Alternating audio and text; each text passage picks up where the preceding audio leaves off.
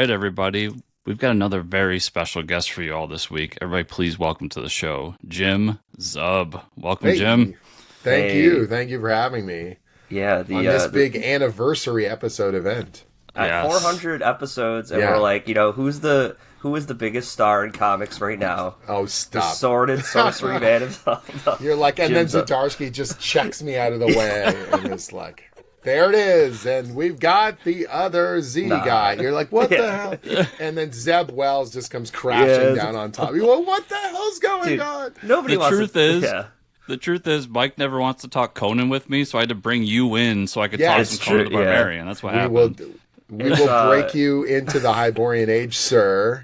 hell That's yeah. how this works. I don't want to talk about Batman. Nobody wants to talk about Batman. Zdarsky's out the window. We're talking about fantasy. I'll tell him that. Yeah, I was tell like, him, they didn't please, even yeah. want to talk about that. No, we didn't want to talk about Batman. Uh, Hey, Mike, shut yeah, the fuck up. yeah. Yeah. He'll be on the Never show next heard of month. him. No, Bruce It- who? yeah, it's funny because I always talk to every week with Chris. I'm like, man, there's not enough fantasy in comics right now. He's like, you got to read Conan, and I'm like, I know Yeah. Conan, I know Conan. But then I read Conan No, this you morning, don't. and I don't know Conan. I mean, Holy shit! that's not true. Everyone knows Conan, but Yeah. just like how you know Spider-Man or you know Batman or you know Wonder Woman, like it digs in, man. Yeah. It digs in. It's in your blood eventually. It gets to you. It's something iconic and powerful, and you gotta. It's so easy to jump into too. That's what's nice about it. But then Well- it gets its hooks into you. I think the way you write it too, to me it almost reads like a D&D adventure. If Absolutely, that, you know what, we like want with the it to have narration. this. Yeah, Yeah, soaring kind of power to it, and that a lot of that is, trying to channel the original Robert E. Howardness of it. I don't know if you've ever read the original short stories. Sometimes I talk about prose stuff, and people are like, "Oh, books! I don't want to read like literary books. What are you nuts? I read comics." But the original short stories were done for Weird Tales magazine, and they're all short stories. You can read most of them in one sitting. And because they were meant to be this disposable kind of entertainment in some ways, the way that the cliche of comics is, they have that kind of powerful hit. Like they come in fast and strong and really intense. The action is beautifully written. It's very atmospheric. And so a lot of the lyricism and that kind of gravitas is what I'm trying to put into the narration as well. And that's both the original Robert E. Howard and then, of course, Roy Thomas, Bronze Age, like the 1970s Yeah. Conan comic series, where he's just like amping it up to 12 every single time. And it doesn't feel corny. It just feels awesome. It just feels like powerful and potent and all the things you want it to be. And it just, you get done reading a good issue of Conan and you're like, I'm going to go body check a tree. Like I just want, I have too much adrenaline. I got to release it somewhere. Yeah, That's what having good, to crush that's what my good enemies. action does, man. That's what we It's- want. So It's funny to me you bring that up because ever since I became a fan recently, and I've wanted to go back and read those books. And I just got done reading the book Empire of Imagination, if anyone's ever heard of it. yeah. And it's all about the creation of Dungeons and Dragons and Gary Gygax's whole thing. And Mike and I are big D&D fans. And Sweet. hearing that he was like a hugely inspired by Conan as well, like Massive. he Yeah. constantly Yeah. references it. D&D is a fascinating kind of like blenderized mix of all kinds of pulp and, sword and sorcery stuff. But the Howard stories are a really big ingredient. There's all kinds of other really funky things. There's, Vancian magic, and there's the paladin class comes from a very particular, story, and you can see all these fascinating kind of bits being pulled together. Obviously Tolkien and things like that. Right. But I think the deadliness of Dungeons and Dragons first edition in particular is built off the back of a Conan story. The mystery and the unknown and the going off into these strange places and exploring in search of treasure or to rescue people or whatever. That is just like bone deep, Robert E. Howard kind of Conan stuff. Yeah. And obviously I'm a huge D&D guy as well. But they're different. When I write them, I have different kind of goals. And it feels neat to have some of those influences kind of tripping along lightly on the D&D material I've written, and then just go like full bore when I'm doing the Conan stuff. Like that intensity and that like thundering kind of majesty of the whole thing I'm trying to bring to it as much as possible. It's funny because I've written a lot of D&D. I've written a lot of it. I've written Samurai Jack, and obviously my own creator-owned stuff like Skull Kickers. Yep. I've written, a lot of Conan the Barbarian. And people sometimes ask me, they go, "Oh man, are you like burning out on, you've written so much sword and sorcery, like, you must be getting sick of it," or, and I think to myself, no one ever asked that of the superhero writers. No one ever says, man, Dan Slott, you just keep writing Spider-Man and Fantastic Four and Iron Man. Aren't you sick of superheroes yet? Aren't you done? And you're like, no. Yeah. No, this is a bottomless well of material. I cannot get enough of this. I grew up on this. It is like when you cut me, D20s come rolling out. Like it's very much, it's all kind of intrinsic to who I am. And that kind of adventure storytelling is what I want to do. And so the short answer is no. May that fire never be quenched, to get dramatic. But yeah, so. I want to talk about the D&D books really quick because. For sure. As long as I've been in comics, I know that D&D books have been around, or reading comics, but yeah, for me it was always intimidating because Chris and I play D&D, we love D&D, but it's like, where do you start with that series, right? Like, so can you give us some insight? Yeah, important to me when we did the D&D comic series. I started writing D&D comics in 2014. The new edition was coming out. 5th edition was getting ready to launch, and it was a unique opportunity because whenever there's a new edition, there's a lot of new people coming in the door, and you're getting a lot of fresh eyeballs, or you're getting old-time gamers coming back. All right, let's see what they did this time. Let's see how this thing's going to come together. Yep, exactly. And so you get a lot of that groundswell of, what if, try this thing out, get a feel for what it is. And I felt uniquely positioned because I had both the gaming knowledge and I had the comic writing background. From what I heard, a lot of the time there was frustrations, I think, on the licensing level, because they would get skilled comic book writers who didn't know the D&D property. And so they're trying to like mainline them in terms of educate them. Or you were getting like novelists or game designers who didn't understand the medium of comics. And so they would look at it more like writing a novel, or they would just like lore dump like crazy on people. And it's like, that's great for that Venn diagram of people who know all the stuff that you're referencing. Right. But you have to assume that a chunk of your readers are just coming to this as just comic book heads, that they just want to read a damn good yarn and an adventure and enjoy. And so I had to make a D&D comic that anyone could pick up and know what the stakes were and know what these people are all about and what they want, whether or not you know the lore, but also get all the lore correct. Do you know what I mean? And that way, everybody wins. You've got this entryway for a comic fan that goes, this is just a good, fun, magic fantasy story.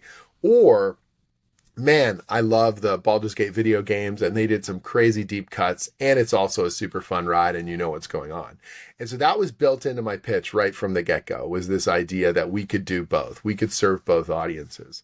And I feel a similar type of responsibility when I'm doing Conan, that Conan the Barbarian has a 50-year plus publishing legacy in comics, a 90-year publishing legacy in books, but you want to serve those fans well. You want them to recognize the character that they love, a generational iconic character, but I also have to be able to bring in new readers and make it palatable and understandable and immediate, that you know what's at stake and what's going on and where in the world we are and what part of the timeline we're in, and what Conan is, as a character, and make that work for someone who has only ever, heard of the character or seen them in a video game or seen the Arnold movie, and that's it. And it's like, you can do both. That's the job, man. Like when I was growing up reading superhero books, you would pick up a book in the 80s and it would be in the middle of a storyline, and it didn't matter. You just start reading and you're like, well, this is,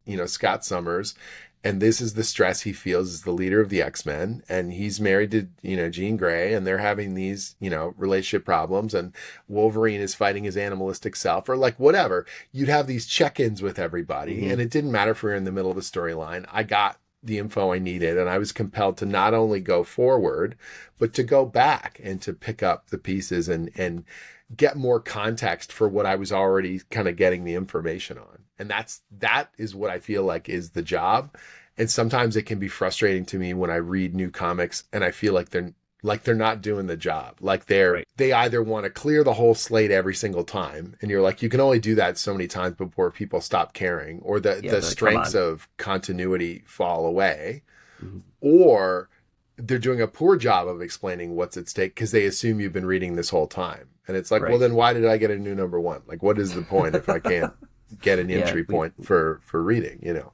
And so that was sort of the thing, is I always try and approach this very holistically, like, all right, this is what we're trying to do. This is what's at stake. Here's what's going on, you know? And in the case of something like a Conan, my ability to hopefully take those core ingredients and just mix them up enough that I can still surprise you every so often, that you don't actually know what's coming next, you know? And it sounds easier than it is, of course, but that's the job. That's what we got to do is keep that ball rolling, you know? And how different is it approaching like the Dungeons and Dragons books when you're talking about, you know, relaunching them for the new 5th edition and everything, as opposed to like some of the more the crossover stuff, like for instance the Rick and Morty Dungeons and Dragons? Like what's your approach there as opposed to you know, the core D&D book? What was nice about it is that we had the ability to make characters and plunk them pretty much anywhere we wanted to go in the Forgotten Realms, and the opportunity to use Baldur's Gate.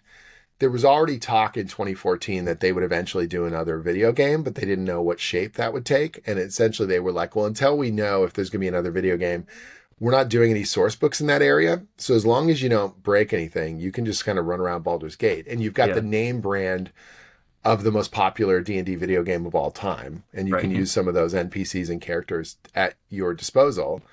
You know, don't kill anyone without telling us. And I was like, okay, cool, great. And so that was really wonderful, because if you know the games, and it's funny now because Baldur's Gate is like the biggest, you know, the 3 is the biggest game of all time for D&D stuff, and one of the best RPGs ever made. But at the time it was like, oh yeah, that 90s, you know, video game that people know. So you can grab an old school player and go, you know, Baldur's Gate. Oh yeah, I played the hell out of that when I was in, you know, middle school or something. And now we've got all the benefit of that it's huge and back again and all those sorts of things. So those books that I did are now kind of cycled back through. And one of the most surreal things was having some of the storylines that I came up with referenced in the video game in Baldur's Gate 3, where characters were talking about my stories like it was what had happened to them. And you're like, because it was, what the hell, you know, that's cool. Because the people at Larian are just as passionate about this stuff as I am. And they wanted to get all the, you know, cross all the T's and dot all the I's and make sure that it all kind of hung together, which is very, very cool. With something like the Stranger Things D&D graphic novel I did with Jody Hauser, and then the Rick and Morty D&D, you know, miniseries, the multiples we did, those were very much like, you're referencing the game itself. Like Stranger Things was about the kids the very first time they started playing D&D together and how they started their campaign. What was great about that is that I grew up in the same era playing as the Stranger Things kids. Okay. So for me, it was just like nostalgia. Like just off camera on a shelf here, I have all my first edition D&D books. I could literally get up and grab. Yeah. I have a complete collection of first edition D&D. I have hundreds of first edition modules. Every hardback, every source book. That's amazing. I've got the deities and demigods with the Cthulhu mythos in it and all that crap. And so for me, it was like, yeah, that's what I grew up playing. So when the kids are arguing about stuff or when they're getting rules wrong, that's just me and my older brother, like just being goons. Like that was what we did, you know? Right. And so for me, it was sort of reconnecting to a very intrinsic, special part of my life and projecting that on the kids in a way that felt very rich and real, because it really happened, and just finding ways to plug in the personalities from the show, which was really great. Jody had been writing the Stranger Things comics, so she knew those characters inside out. I knew that era of D&D like backwards and forwards, and we just jammed in a really, really fun way to kind of make it feel kind of holistic and real to the show. One of the things I'm most proud of was at one point we got a note back from Wizards of the Coast about getting a rule wrong. And I told them, no, you're wrong. And then I showed them a part of the book. And then they were like, Jim knows, just leave him alone. I was like, yep, that's right. you got to tell Wizards they were wrong. Yeah, that's I got to tell Wizards of the Coast. No, that's how it was in first ed, guys. You forgot. Sorry. I would have framed the email. Yeah. It was, it was a little, kind of the deeper nerd. I've defeated you in nerd combat. No, I've defeated the wizards. That's right. But with something like Rick and Morty, that was this crazy thing where Pat Rothfuss and I are taking the entire culture of D&D, and then we're blasting it against Rick and Morty. That in as much parody as we can, but it's only funny if we're getting it all right. So Rick ends up teaching Morty how to play D&D by fast forwarding him through every edition of D&D. And so every time we reference crazy crap from the different editions, we had to get it right, because otherwise it's not as funny if you're just making stuff up. It's funnier if, your best friend knows you better than anyone else. So when they cut you deep, it's real because the insult is true, right? Yeah. And so we know the game good. And that's why when we poke at it, we're really poking it in the eye and making fun of it, because we love it so much that we can just be cruel. The one thing that really surprised me was Wizards being so magnanimous about it. We would just tear into them and they would laugh and think it was really funny. Probably the craziest part was the comics did so well. They made an actual game box set. It's called Dungeons and Dragons versus Rick and Morty. And I wrote maybe about a quarter of it and helped outline and structure a bunch of it. Cool. And I wrote there's a basic rule book that has the basic rules to dive into the game. And then I have Rick's running commentary where he's telling you what's really important and what really matters and what's garbage. And so I'm literally getting paid to write about what's wrong with D&D from Rick Sanchez's point of view and just being absolutely cruel. And there was one section, I did that thing sometimes when a director will do an R-rated movie, they'll do more violence than they need because they know that when it gets cut back, it'll get where they wanted it to be in the first place. So I put jokes in there I knew were loaded guns, because then they could take those out and I would get to keep the other jokes. And they kept some of them. And I was just yes, I can't believe it. There was one. So in the basic rule book, there's a little sidebar that's clearly trying to sell you other products, right? That's the whole point of the basic set, is to get you to buy more of D&D stuff. Yep. And I have Rick just ripping into it, being look at this corporate garbage. And he's just making fun of them trying to sell stuff. And they left that in there. And I was just what is happening? This is ludicrous. The Hasbro amazing. Corporation is paying me to tell you that the Hasbro Corporation is trying to steal your money. All right. Let's go, you're man. okay, cool, man. I like this. Let's do more of these, So that was fun. That's where your deep nerd knowledge really comes into it, but also the cultural kind of reference points, and then trying to get character voices. I tell everyone all the time, they'll compliment me on, that my Conan sounds like Conan, or Captain America sounds like Captain America, or whatever, Tony Stark or Wanda Maximoff or Batman or whoever, that my characters sound the way that they feel they should sound. And I'm very proud of that. Yep. And I just tell them I'm role playing. The reason why I'm a good writer is because I'm a good role player.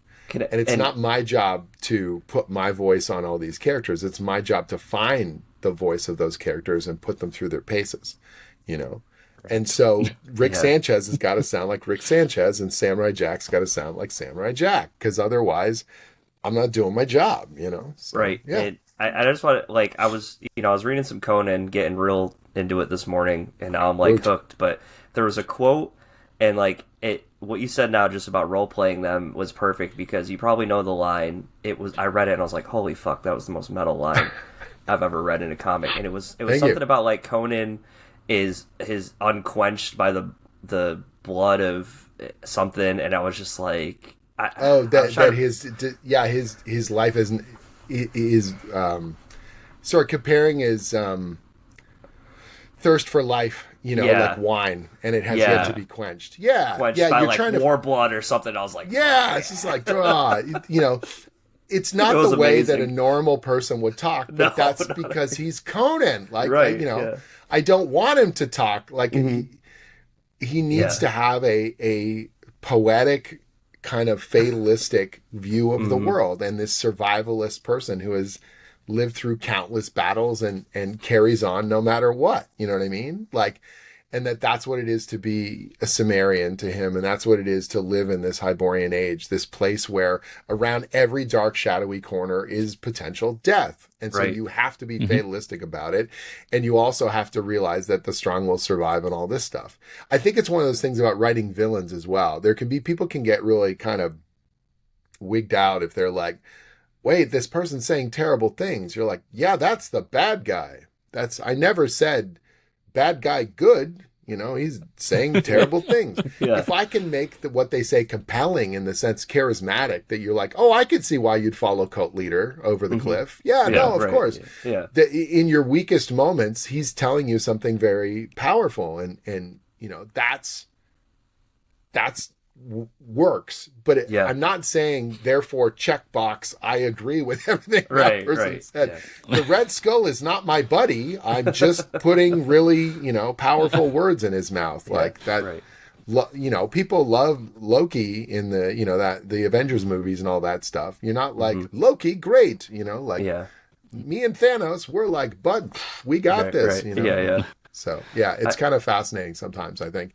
It's one of the nice things though about writing like unabashed villains, like really, really nasty, and you're like, well, I'm just gonna get the bile out, just gonna say something just terrible, regurgitate some shit. You get to be critical about a character in a way that you can't normally be, because you're like, well, the villain can just peel back the skin and say something awful. You're like, how about that? So it can be cool. I'd love to real quick jump to kind of almost a business question about Conan. Sure. So when I got into it, Marvel had the license, and then quickly it was dropped from Marvel, went to Titan, and it seems like you jumped over with it and just grabbed onto Conan with everything you could and kept it. How much of the overall creative are you involved with? Because you got Conan, you've got the side books, you've got Savage, and then I even see that the new novels are tying into the Blackstone what I'm stuff. doing. I'm considered. I don't know that they're not sending me business cards, but I'm the flagship writer for Conan the Barbarian. I guess that's my introduction. That's how I can say it, and no one bats an eye at that. And it's very much. It sounds like it was so easy, like Marvel didn't have it anymore, and then you just kept doing it. But that was not how it carried out. So, I got I'm currently the only writer who's done it at all three kind of publishers. So I've written a bit. I wrote a miniseries at Dark Horse. I wrote some Conan at Marvel, obviously, and I was the monthly writer on Conan the Barbarian after Jason Aaron.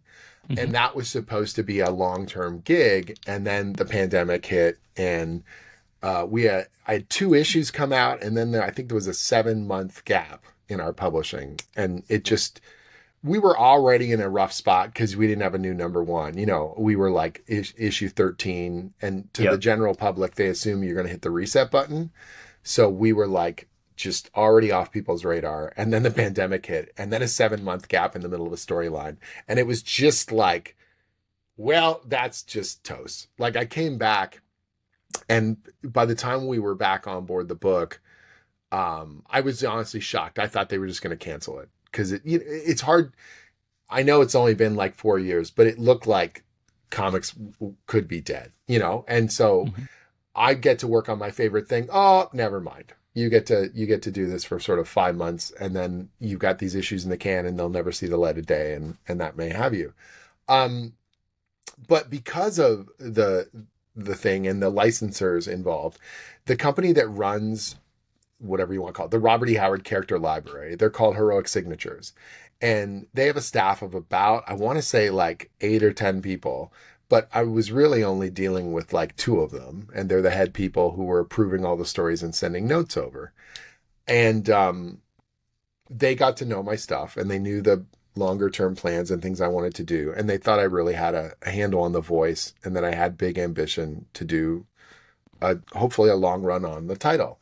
And then the market forces and the pandemic and everything washed us out. And Marvel decided that they wanted to, cut back their publishing line and wrap up their license on the series and all that kind of stuff. And so the people in charge basically said, stay in touch. And I said, sure, because that's what you say, because it's professional, It's not like I'm going to be like, and screw you, And so they ended up getting back in touch with me and saying that they were looking at new opportunities for the character at different publishers. And one of the things they had thought about doing was they were talking to Titan. Titan Books is a huge market leader in prose and in art books and coffee table books and all this stuff.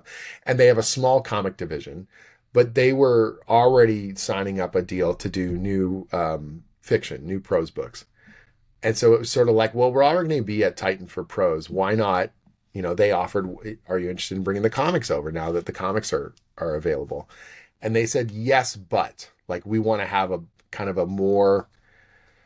we want a hand on the steering wheel. We want to be able to be more involved in the creative decisions instead of just approving stuff and saying, this is more Conan than that. We want to help guide where this thing goes long-term. And we're willing to invest in that. And so they said, we want to have a very different kind of a relationship in involvement in the upcoming, next wave of comics. Is this something you're interested in pitching on? And I said, sure. And I told my wife at the time, there is no way in hell they're going to give me the book. And she's like, well, then why did they ask you? And I said, well, because they're very nice people and they, whatever. And she goes, or alternately, they think you have good ideas and you should pitch. And it's like, she goes, I mean, if you want to just defeat yourself before you even pitch, feel free to just like shoot yourself in the foot, or you could bust your ass and see what happens. And she was right. And so I really put my heart into that new pitch. And apparently there were quite a few writers who had also pitched. It's what we in the industry call a bake-off, Mm-hmm. And they ended up picking mine, which stunned me because, not that I didn't think I did a good job, but I'm so used to a lot of these things being decided around accounting and market forces. And how do you market from the guy who just did it at Marvel? Like, that is not a good sales pitch, Yeah. And so we had to really bring something undeniable and compelling to the table and really try and prove why this book, even if and a lot of people missed it, when I did it at Marvel, why now? Why this was worth checking out and worth digging into. And thankfully, whatever crazy confluence of events, I got to a second chance on this thing. Lightning struck twice and somehow I caught it in the bottle. And it's really, really working. Like, it's working in terms of the creative. It's working in terms of the sales.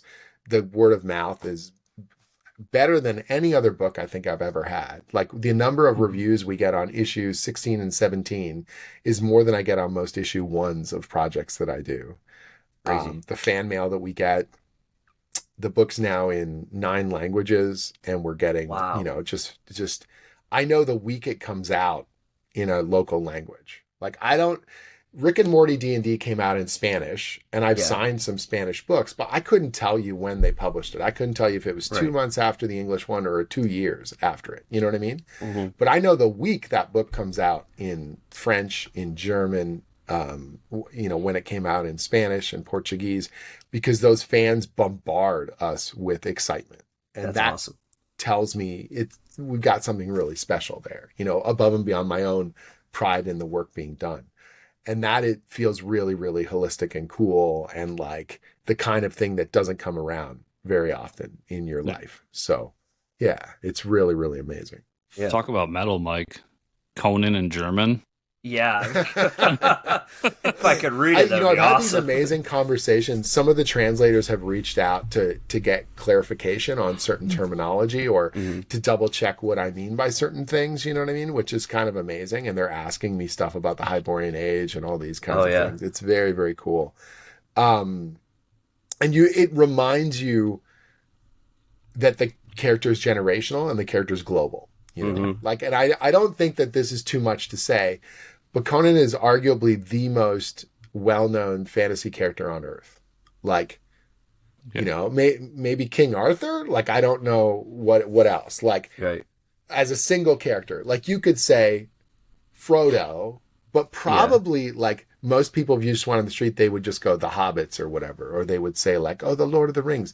Like, if you said, who's the main character of the Lord of the Rings? I'm not talking to us. I'm talking to like a random person on the street. They would be like, oh, the little people, like they would, the rings, or they would say, yes, Game of Thrones was the biggest show on television, but they probably don't know her name was whatever, Khaleesi. They know she's the she's the dragon mom, you know, like, but like Conan the Barbarian, like that is the name. Everyone knows it. It's slam dunk, you know, and that you don't realize that at first, that it has that kind of iconic Batman, Superman, Spider-Man kind of it does, brand until you meet hundreds of lifelong fans, or particularly with the new series, we've had this wave of people old enough to be my dad who like come out to the shows and they're shaking my hand vigorously and they're telling me that they feel like they're 14 again, you know. That's amazing. That the book has really brought them back to comics for the first time in 25 years, or like retailers coming over and telling me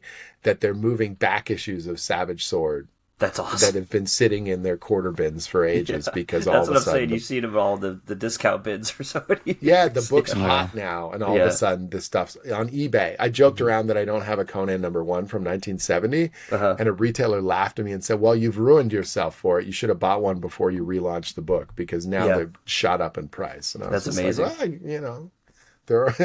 that's a good legacy to have. Yeah, right. Bringing people back to this thing that they love. Man. Should have speculated on my own book, right? There's a character coming up. We're bringing back a character, and I should literally go out and like buy a bunch of the first appearance of that character, because they're probably bargain basement right now. Yeah. That's hilarious. I don't care. It's good. It's fun, man. It's like, it's a really amazing thing to be a part of, and to realize the depth and breadth of that legacy. And then not only do you get to do it, like the first time I got to write a Conan story or a Batman story or anything like that, you have that moment of, wow, like I got to just skim along lightly, you know, the edge of this icon or whatever. I was co-writing the Avengers when Infinity War came out, and you're like, whoa, I was on the radio talking about the movie. Like, that's weird. Such a crazy spot. Now I'm in control of the Conan franchise, like for the, you know, it's going to be at least 4 years. I've got a 3-year extension on my contract, and like, yeah, holy crap, you know? So when you were asking about involvement in other things, yes, I'm consulting on other kind of media development, or I'm involved in those discussions, or we're, you know, kind of planning out these big creative movements. And these mythic kind of structures and things that we want to say about the character and what we feel is intrinsic to the Hyborian age that has not been focused on in particular ways, or how we can raise the tides of these other Robert E. Howard, you know, kind of pulp characters that should be better known. And if I can use a character like Conan to kind of leverage that and strengthen people's awareness of them, then that's even cooler, you know? And it feels like a very cool and exciting responsibility, and something I certainly am not taking for granted, especially when, you know, my own inner critic, I want to do it as right as possible, and I want to make this as wicked as possible, you know, that I've got something we can look back as evergreen, that already people, they say very amazing things. We're in the midst of this thing, right? But when they talk about, oh, it's like you and Roy Thomas and Kurt Busiek, like you guys are the you know, kings of Conan comics. I was like, whoa, slow down. Slow down. Like, we got a long way to go. And I don't feel like we've earned that moniker yet, but we're certainly going to keep trying to earn your cover price every damn month. That's for sure. So, as someone has been there since issue 1, I'm glad to hear that, because I've been really enjoying the book.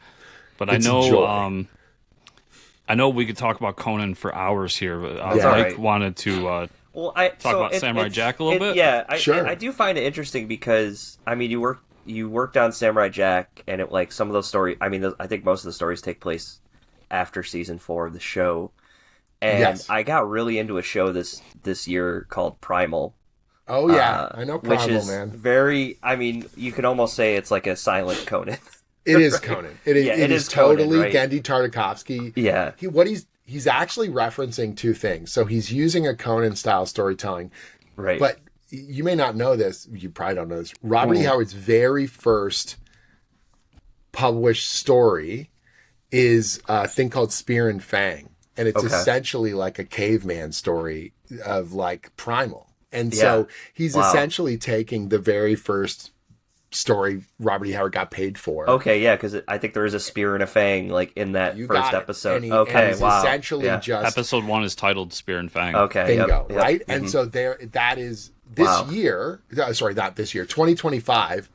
I'm already thinking ahead. 2025 is the 100th anniversary of the publishing release of Spear and Fang, the very first Robert E. Howard kind of published story. And so, literally a century ago, this pulp writer's career kind of began with these prehistoric kind of badass action stories. Yeah. And you can see he's raw, man. Like this is the first stuff that he's putting out there. Right. But the potential is there, the foundation. And so Genny Tartakovsky is clearly a huge Howard fan. And you see that in Samurai Jack as well, the wandering warrior. Everywhere he goes, the story will break around him. Whatever was existing in terms of systems and governments and peoples and robots and races and wherever they are. Yeah, right. Jack gets there and something's going to change. That's your classic kind of wandering warrior story. It's a classic in almost every culture. And so it feels very intrinsic to the kind of pulp stuff that now I'm so well known for, but I kind of cut my teeth on Jack, and Jack changed the course of my career because I had the only big 2 work I had done just a couple tiny projects at DC Comics. And I was supposed to be getting involved in the New 52.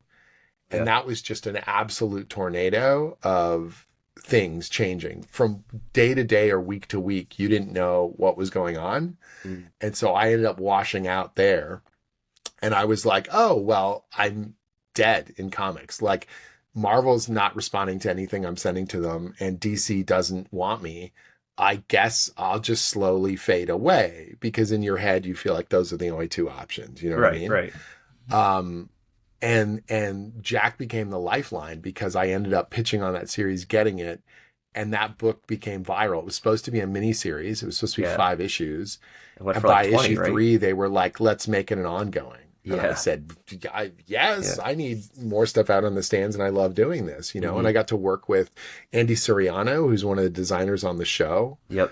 And so every issue just felt like Jack and we were able to put our hearts into it and hit this nostalgia on the book and people really loved it. And I had people I'd never met before in the industry just randomly coming up to me and telling me how much they love that book.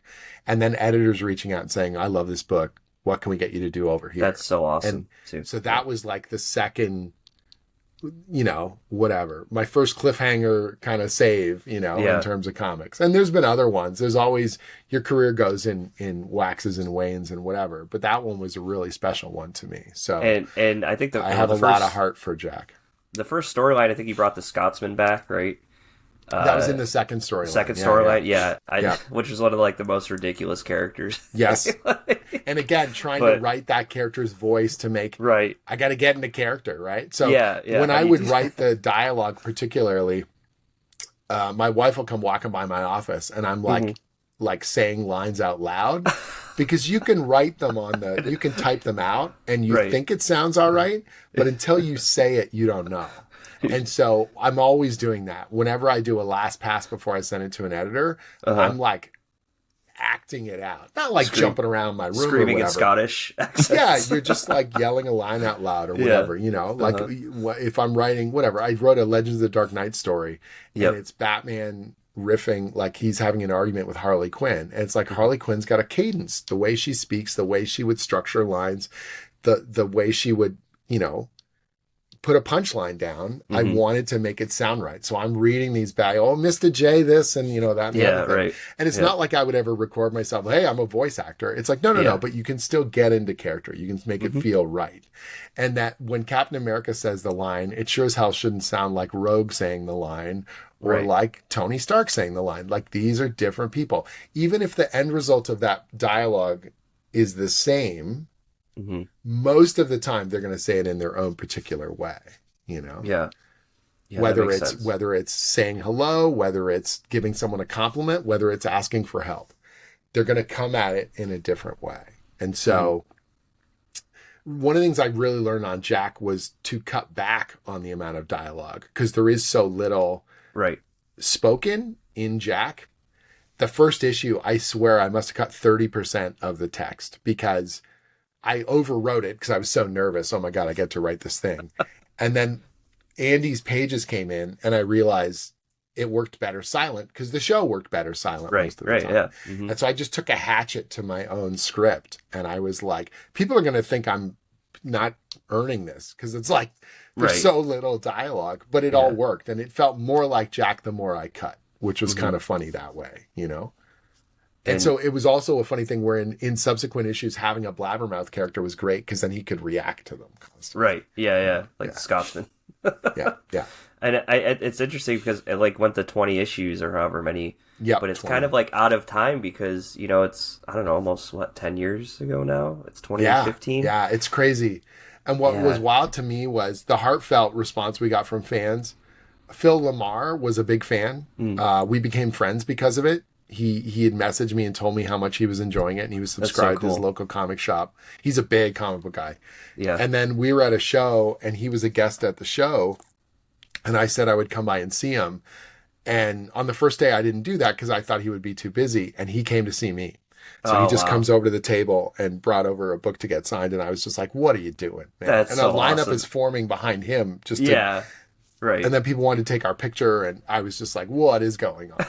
And that reached a point where when issue 20 came out, he sent me a wonderful note telling me how much he enjoyed it. And we did a convention together in Washington, D.C., and we did a panel. We did a Samurai Jack panel. It was absolutely standing room only. Oh, amazing. And we put the issue 20 on guided view on the projector, and he read all the dialogue out loud as Jack. That's epic. And it was like, I got goosebumps. It was the craziest thing. I got goosebumps just hearing you say that. That must have been so epic. And then he finished reading the issue, and he gave me a big hug, and the crowd just lost it. It was so crazy. And it was funny because it was like Sunday afternoon, they put this panel on. It was the last panel slot. And so I had to literally leave the panel, grab a cab, and go to the airport. Mm-hmm. And I thought, no one's going to show up on a Sunday afternoon. No one's going to care. Yeah. This is going to be so weird. And then we go in and it's just packed. And we do the thing. He gives me a big hug. And then I run out the door and get in a cab and go to the airport. And I'm still like buzzing the whole way there. And I just thought, what? This is my life, man. This is crazy. It's so epic to have like, you know, one of the biggest pieces of the show. It was awesome. It was awesome. So I still get people bring those books and they're still very heartfelt about it. You know, even though obviously season 5 is so different, it's just like, that's fine, man. No worries. Like I'm so proud of the work we did and so thrilled we got to do that thing. And like I said, it was rocket fuel to my career at that point in time. So it's even more special to me, you know, as a milestone for sure. 100%. Yeah. And then for me, like I first saw the name Jim Zub as you were talking about earlier on those Avengers books. So a lot of your Marvel work is really what got me into you. And then getting into Conan around that time too, and then seeing you on that and so on. But the one book that I hope a lot of people talk to you about, because I remember me and Mike really had a lot of fun with this book, and I have a lot of questions about it, but we're going to try to keep it short. No worries. Avengers Tekkon. Oh man, that was such a weird one. Yeah, it was such a fun book though. So what happened was, so I had done multiple Avengers, you know, projects at that point. Tom Brevoort he's the editor of Marvel. He's given me the most work, and we kind of see eye to eye. He's, you know, every editor's got their own way of doing things, and I know some people that are just like, man, Tom is so strict, and Tom is so this, and I was like, I don't think you know Tom actually. He loves Marvel so much. Well, he loves Marvel, but not only that, he's the number 2 editor. So he's involved in hundreds of emails every day. So the reason why all of his emails are so short and terse is because he doesn't have time to be eloquent and go on and on and on. Same thing with phone calls and stuff like that. And once you realize that he's not bitter or he's not, you just have to read between the lines. If there's a problem, he will tell you. So if there isn't, assume that you're okay. And because people are like, you know, he doesn't give compliments very much because he doesn't have time. He just doesn't have time. So it's fascinating. If you ever read his newsletter, he'll talk about projects in the rearview mirror. So like a decade on, he'll talk about something. He goes, man, this was so great. And you're like, I bet you he never told the writer that at the time. Because I'm not saying that to be insulting, but just like, no, for sure. When it was in production, he just didn't have time, or, you know, he's in the thick of everything. It's years later, he looks back and he goes, oh, this was really special. And I was like, cool, you know, but I just got used to that. I understand how his brain sort of works and how this thing functions and what his priorities are. Right. And that's great. But Tom knows he is an old school anime guy. I don't know if you know that about him. So he loves 60s and 70s anime, in particular, early 80s stuff. He loves Space Battleship Yamato and things like that. So we'll commiserate over like whatever, Gatchaman and like old school nerd anime stuff. And CB Cebulski knows that I met him originally when I was at Udon. So I was an editor at Udon. I did everything like illustration and coloring and art directing at the Udon studio. So I've got relationships with a bunch of Japanese publishers and companies I've worked with on video game stuff at Capcom and Bandai Namco over the years. So I'm not like a well-known quantity, but I have these little tethers, you know what I mean? Yep. And so CB had lined up this project with Bandai. They were doing these figure arts, the Tamashii Nation's Avengers figurines, these metal figurines that were going to have this. The designer was going to give them this, you know, everyone gets a cool, crazy Iron Man suit, essentially, with a Japanese flair. And they were going to get, I think, a manga writer and artist team to do it. And the Bandai, I believe, requested and said, no, we want an American to do it. We want this to be like real Marvel comics. Like, we don't want to do a Japaneseized version, even though it is a Japaneseized version. Right. You know? Yeah. Mm-hmm. And so it was funny because they were like, we want an American guy to do it. And then I got the project and I'm like, I want to put as much Japanese stuff in there as I can. So this is my one chance. Yeah. This is I can make this feel like a Sentai show, man. I can make this feel like friggin' Power Rangers by way of, you know, Kamen Rider by way of like, let's just go. And then I got to pick the artist on it. We got, so I recommended a guy I knew from Udon, this amazing artist named Chamba, who his stuff looks like stills from animation. And it's got that kinetic feel to it. One of the things that's tough about Chamba's look, though, is most of the polish is being done in the final color stage because he colors his own stuff. And when you look at his line art and his sketches, they're really loose and they're really simple because a lot of it is the shadows and the highlights and the effects that he's adding in layers in Photoshop. And so I sent some of his stuff and they were like, yeah, this looks great. And he started sending his initial sketches and they go, this looks unfinished. And I said, no, it'll look good. It'll look good. And then they said, can he please finish a page? And just as a sample, we'll pay for a sample because I think they were convinced he wasn't the right fit. Oh, okay. And then he finished one page and that's the splash page in issue 1. They kept it. That's how much they liked it. Yeah. And they started using it in all their advertising. Oh, that's awesome. Because I knew he'd be the right fit. Right. You knew. Yeah. And so we got to collab. I love working with Chamba. We got to do this weird story and make it sort of fun and ridiculous and over the top. And it was just like indulgent. And I think anyone who knows the Japanese stuff really dug that book. And everyone who was like, oh, Jim's doing more Avengers. It's like, what the hell is this weird ass thing? I love it. It's like all or nothing. And I actually, when I went to Japan in May, I had quite a few readers bring it up because they published it in Japan as well. That's cool. I signed a pile of them for people because they dug it and they really understood what we were going for, of course. So it was a real pleasure to do. I built in a couple little things to do a potential sequel because you never know. Right. So I was like, maybe we'll get to do a sequel. Yeah. And so I threw a couple of plot lines and then, you know, the toy line ran its course and we were all wrapped up. But it was a fun little project, you know. And that's the kind of thing, I know there's some writers that if they're not getting to do whatever, the in continuity book, they feel like, well, it's not the real Avengers. It's not the real Spider-Man. You're just doing the cartoon book. Right. You're just doing and I always laugh about that stuff. I wrote an insert comic that was in cereal boxes for Spider-Man Homecoming. Oh yeah, and I think they printed 500,000 of them, right? Because they were mini all ones, free right? giveaway. Mm-hmm. Yeah, you're like, I remember those. Yeah, what a joy! You know, sure, it's got Spider-Man's eating a bowl of cereal, but whatever. On the other hand, I got to my mom has a cereal box, you know, that I did a book in. That's cool. Amazing. Yeah, yeah, and that could be those things are entry neat. Point for someone to get into comics. Right, you got it. I grew up on, you know, the Spider-Man cartoon and like the Electric Company magazine, which was sort of the older version of Sesame Street magazine, right? Because Spider-Man was in it, you know? And so whatever. My first comic I started collecting regularly was the G.I. Joe comic from, nice. And now, of course, the Energon universe is friggin' huge because nostalgia is massive. Wow, it's huge, yeah. But Larry Hama treated that assignment like, we're going to make cool, badass, dramatic comics. Yep. He wasn't treating it like, oh, we're doing the toy comics. This is garbage, you know? Right. I could have treated Samurai Jack like, well, it's just an animated cartoon. Who cares? But you're like, if you go into it with that attitude, you're not the right person for the job. Right. Yeah. And I was offered a Power Rangers project at one point.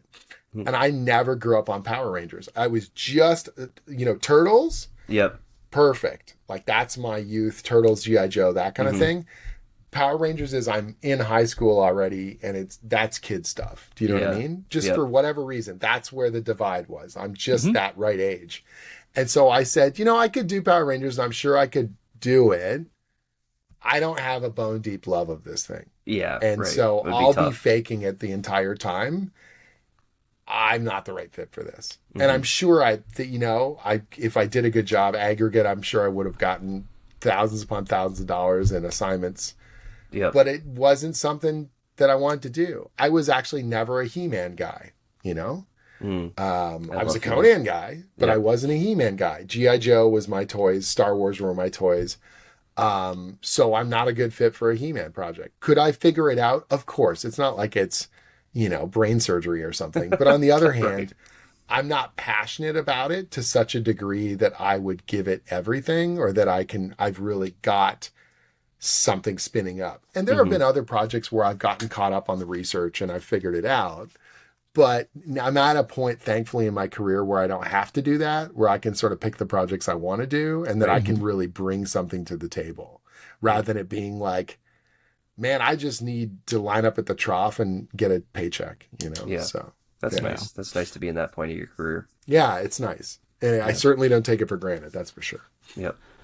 Well, Jim, this has been such a pleasure talking with you. Well, thanks, man. Getting to talk about Conan for a little while. Yeah. We definitely got to do it again in the future. Now. That's it. And that is the coolest thing to hear. Yeah. Don't get me wrong. It's amazing. Morning, I'm reading it. Yeah. Right? It's crazy. That's the thing is, it's amazing to hear from a lot of old school fans, but realizing that it's still approachable and that we can still kind of light that fire in someone who's never read any of it before. That feels really special to me too. Yeah, never read a Conan book until this morning. And you have to think, Jim, I read a lot of comics for the Yeah. So to add another one to my poll list, it's gonna hurt, but I'm gonna do it. I appreciate it. It means a lot, man. The readership makes us, it has really electrified, I think, the fan base in a really, really cool way. It's an amazing book. And I'm cool. Give me your criticism. Give me your excitement. Give me your whatever. I want to know you're reading. That's the most important thing. Yeah. And I can't claim we're always going to be perfect, but I can tell you we're putting our hearts and soul into it. Blood, sweat, and more blood every single issue. Lots of blood. Right? So I'll keep it up because it's fantastic. But Thank you. The people out there listening, watching, want to follow you further, where can we send them? Social media, website? Nice and simple. Everything is spokes out from jimzub.com. So JIMZUB.com. I've got tutorials about how to write comics, how I got into the industry, pitching your own stories, working with artists and editors. I do have a Patreon where I have over 300 scripts. You can compare what I wrote to what was published. So that's all for the price of a fancy coffee. But honestly, that website's got all my social media. It's got my newsletter called the Zub Stack. It's got everything. You can keep track of what I'm doing and where I'm at and what conventions I'll be at. Amazing. Thanks so much. For everybody out there, you know the drill. I'll have those links in the show notes below. Not only Jim's website, but also I will link to the Titan Comics website where I'll have all of his graphic novels for sale there. So you can check out all the awesome Conan the Barbarian stuff and more. Once again, Jim, thanks so much, man. It's been such a pleasure. Thanks so much for having me. Really appreciate it.